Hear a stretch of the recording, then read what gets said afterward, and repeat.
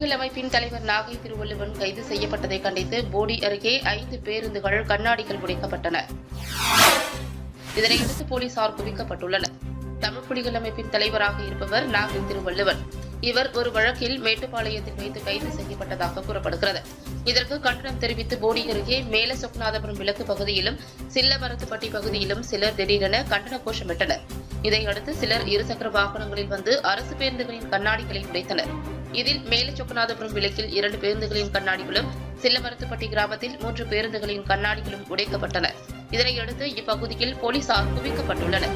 மேலும் போலீசார் பேருந்து கண்ணாடிகளை உடைத்து மர்ம நபர்களை தேடி வருகின்றனர்.